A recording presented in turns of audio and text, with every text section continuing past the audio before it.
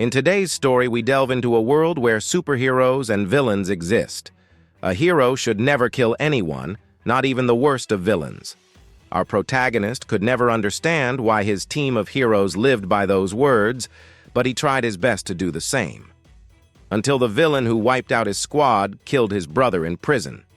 Our protagonist breaks his vow and enters Ruculus, with permission to kill as the prison's executioner.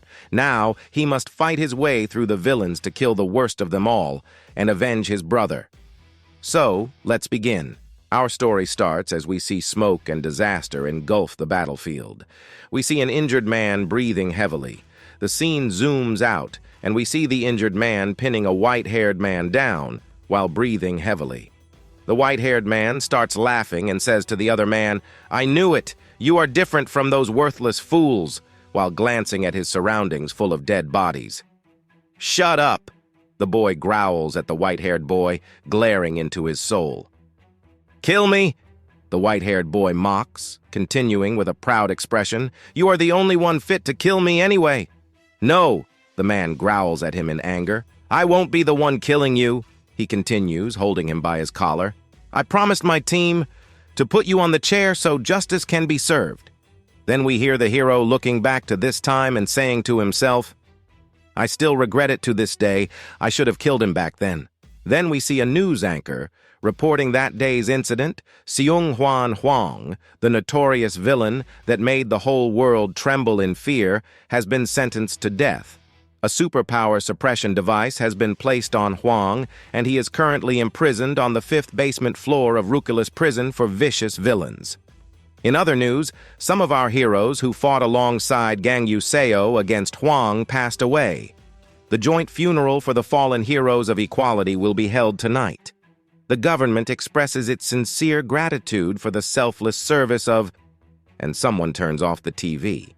Gang Yu. The man sitting on the bed slightly turns his head with no expression. The man who turned off the TV continues. "You are still recovering? You should be in bed, not watching TV." He is Gang Ho Seo, Ruculus prison inspector, and our hero's brother. He is a correction officer in Ruculus prison. In the next scene, Gang Yu, our hero, says to his brother, "You know what? I should have killed Hwang myself." Dark, murderous intent present in his eyes. But his brother tries to explain to him what he promised to his teammates. Gang Yu reminds him of the time when his team members said to him, "Heroes save people. It's not our job to kill people, so we must not kill anyone, even if they are terrible villains. Criminals are people, so they have the right to stand trial." But Gang Yu sarcastically replied to her, "That's nice, but what if we get killed?" But his team members asked him to promise them that he would not kill anyone, no matter what happens. He looks at his brother after telling him about the past. His brother replies calmly, "I agree with your team member. People should only be sentenced by the law." He continued by telling him that a correction officer like me has to carry out those sentences. He also shares with his brother that this is confidential information, but Hwang will be executed next week, and he will be there as well. He reminds his brother that he did his job as a hero, so leave the rest to the correction officer. Gang Yu looks at his brother, shocked. "Come on, let's go and say farewell to your teammates," his brother says, holding out his hand to him. In the next scene, we see many people attending the funeral, including Gang Yu and his brother. And after a week, on the day of Hwang's execution, Gang Ho was killed. The criminal who was supposed to be punished by the law survived, while our hero's brother was killed. Our hero Gang Yu was sitting in the memorial, soulless. "Gang Yu Seo," someone called him. When our hero turned around, he saw Ruculus prison warden Seon Jo. She asked him if he had time. Our hero didn't reply and just stared at her blankly. She handed him a tablet. Our hero asked her coldly, "What's this?" She replied, "This is what happened during Hwang's execution." The story goes back to the day when correction officers were taking Hwang to the execution room. Seung-hwan Hwang turned toward our hero's brother and said to him, "Hey you look like Gang Yu Seo. Are you his brother?" But Gang Ho didn't reply, just looked at him without any expression. The villain Huang continued. But you don't have any power. Is that why you are a prison guard? Who is older, you or him? When Gang Ho still didn't reply, Huang asked him, "Tell me, how do you feel when you kill people?" Gang Ho finally replied, "What?" with a shocked expression. Huang continued, "Well, you are a prison guard and an executioner. I bet you have killed people just like me. So how does it feel? I feel like it's too easy." Gang Ho looked at him, controlling his temper. "Too easy?" Huang replied, "Yeah. With a gentle touch of my finger, they pop like a soap bubble." Gang Ho replied, "Not me. I struggle with nightmares. Even if I have to press a button, I have nightmares. The prisoners I executed torment me in my dreams."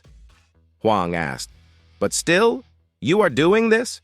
He replied, "Someone has to do it, and I am just doing my job as a correction officer." In the execution room, Gang Ho asked Huang about his last words, and Huang asked him with a psycho expression, "Who is older between you and your brother?" He did not reply and continued with the execution procedure. 1, 2, and the video screen turns black.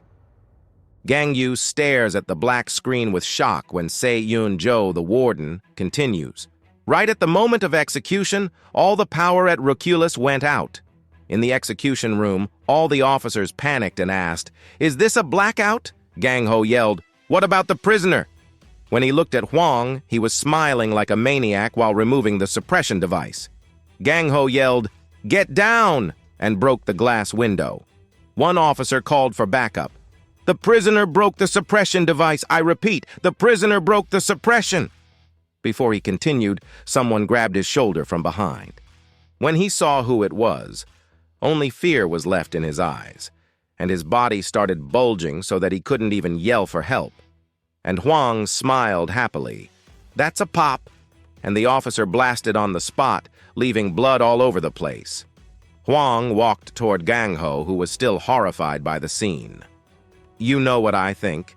I think you are the older brother, am I right?" Huang said to Gang Ho with a smile full of satisfaction. Gang Ho took the opportunity and attacked Huang with his sword. But before the sword reached Huang, Huang blasted his right arm. Gang Ho yelled in pain, but Huang continued, "I got it, didn't I?" Gang Ho was not ready to lose. "You," he took the sword in his other hand, "deserve to be punished by law. Justice must be served." He attacked Huang again while yelling, "You monster!" But he died before he even reached Huang. In that bloody chaos, Huang was standing with a yet calm smile on his face and said, "I did better. Ask Gang Yu if I got it right." Gang Yu's expression was anger. His cold, bloody eyes were full of murderous intent after learning the truth. The warden further explained, "The unidentified EMP strikes set all prisoners on every floor free of suppression devices. The good news is that we stopped them from breaking out of prison, but many of our officers got trapped in there with them." Gang Yu asked coldly, "Who launched the EMP strike?" The warden replied blankly, "We are still looking into that." She calmly continued, "Hero Gang Yu Seo, I am sorry to ask you at your brother's funeral, but can you suppress the riot at Reculus prison?" "Of course, but under one condition," our hero said with dark, murderous intent. The next scene starts from Reculus prison, where all the prisoners are trying to open the door. Our hero reminded himself that his teammates told him that heroes save people and that we are not supposed to kill, while his brother told him people can only be sentenced by the law. Suddenly, in that chaos of prisoners, the door opens and everyone starts yelling, "Let's get out of here!" All the prisoners began running toward the door but were kicked back, and his brother told him that the people who carry out the sentence by justice are the executioners. Everyone was shocked when some strange man entered through the door, so he doesn't want to join the prison as a hero, but as a prison executioner. "I am Gang Yu Seo, your new correction officer." "Gang Yu Seo!" everyone yelled. "Why is a hero wearing a prison guard's uniform?" "Nice to meet you, jerk. Now die!" Our hero Gang Yu stands in front of the prison gate without any expression and pulls out a fist when the prisoners reach in front of him. His one punch cut all of the prisoners into limbs. The remaining prisoners were horrified by the mess. Then Gang Yu spoke.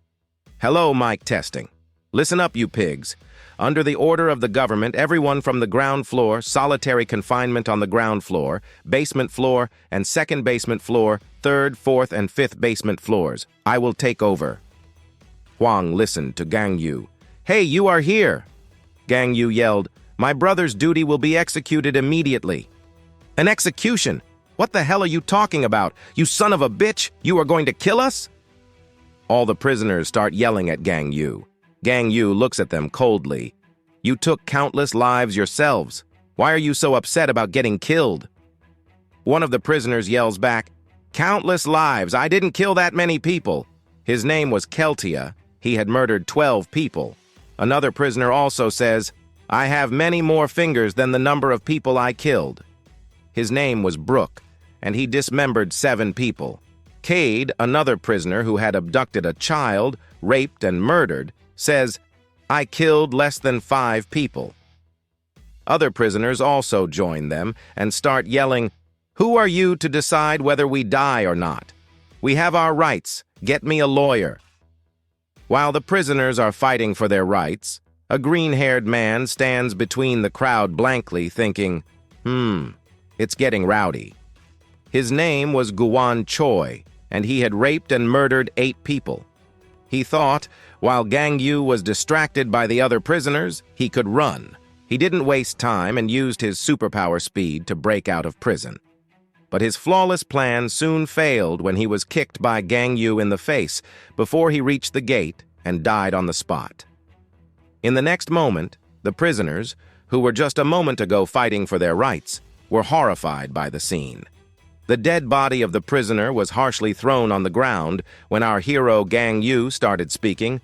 "I will give you a choice. You can put your suppression device back on, return to your cells and wait for your execution, or you can die at my hands right now." His cold remarks make the prisoners shudder with fear.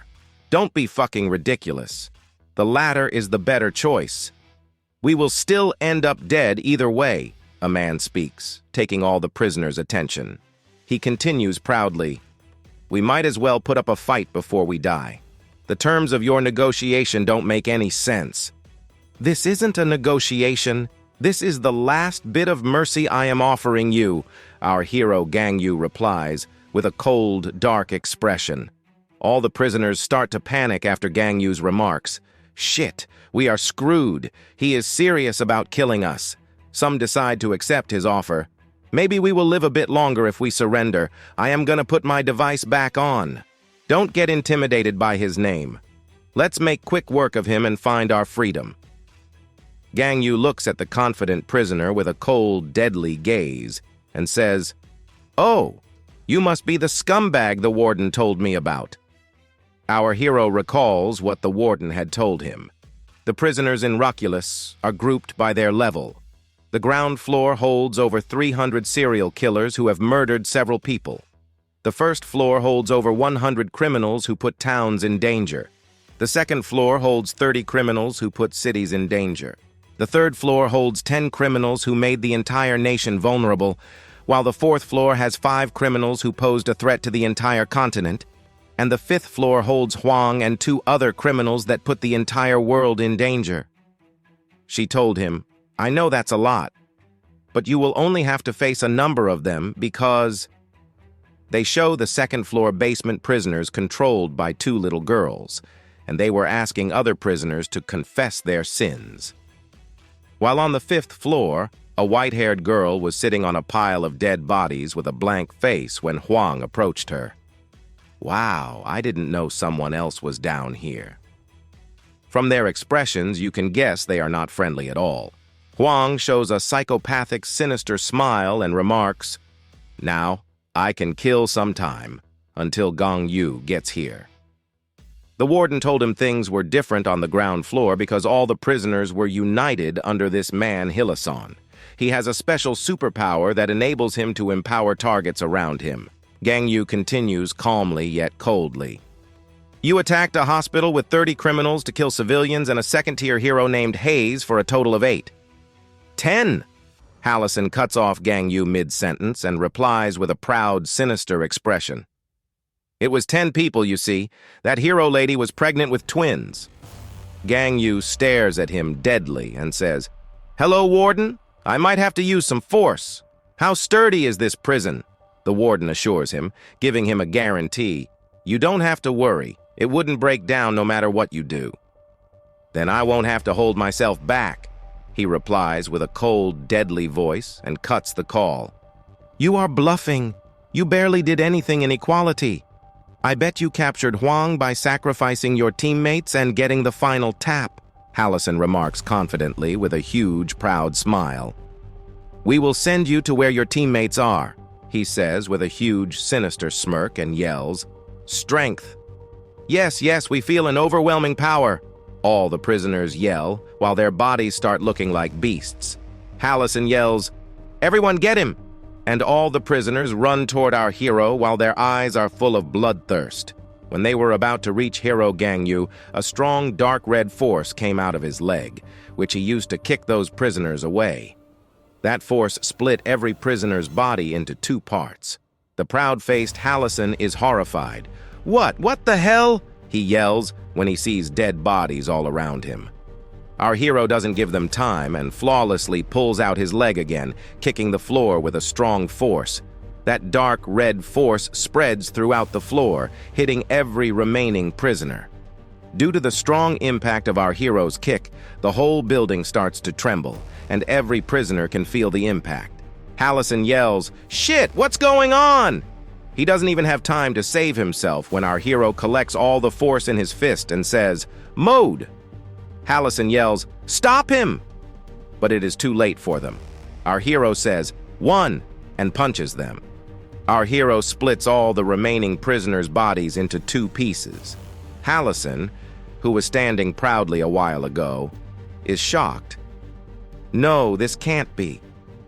That powerful move only leaves chaos on the ground floor. All the prisoners on the ground floor have been executed.